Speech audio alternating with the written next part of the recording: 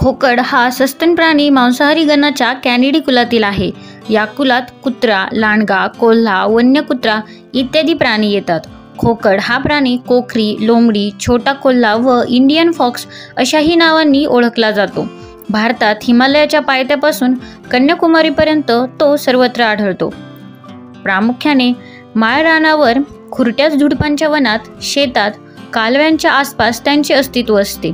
भारतात सर्वत्र आढळणाऱ्या खोकडाचे शास्त्रीय नाव व्हल्पिस बेंगॉलेन्सिस आहे। खोकड हा कोल्ह्यापेक्षा आकाराने लहान असतो। त्याच्या शरीराची लांबी डोक्यासकट 45 ते 60 सेंटीमीटर असते।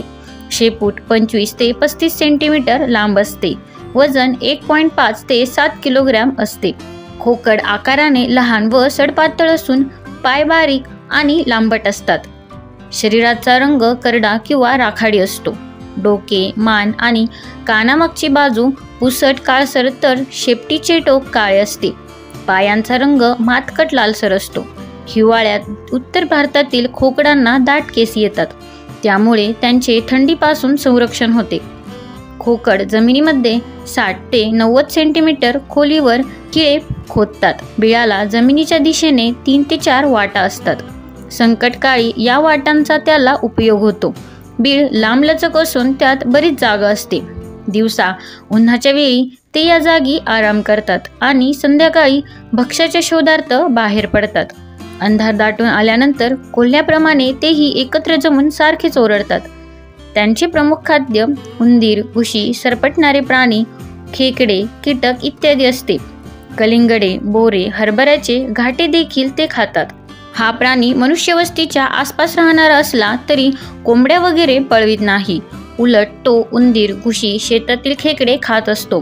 त्यामुळे अशा प्राण्यांच्या उपद्रवापासून शेतीचे रक्षण होऊन शेतकऱ्यांना मदतच होते। पावसाळ्यात पांढऱ्या मुंग्या आणि वाळवी देखील खातो। शत्रीपासून स्वतःचा बचाव करण्यासाठी तो पळताना आपल्या पायांचा चपळाईने वापर करतो। चटकन वळताना तोल सांभाळण्यासाठी त्याला शेपटीचा उपयोग होतो। खोकडाची पिल्ले हिवाळ्यात जन्माला येतात। एका वेळेस जन्माला येणाऱ्या पिल्लांची संख्या 4 असते।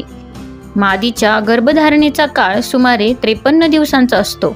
नर आणि मादी दोघेही पिलांची काळजी घेतात। पिले लहान असताना त्यांना बिळातच लपवून ठेवले जाते। हिमालयाच्या काही भागात एका वेगळ्या जातीचा खोकड आढळतो। तो तांबडा असतो। या खोकडाच्या शेपटीचे टोक पांढरे असते। त्याचे शास्त्रीय नाव व्हल्पिस आहे। धन्यवाद।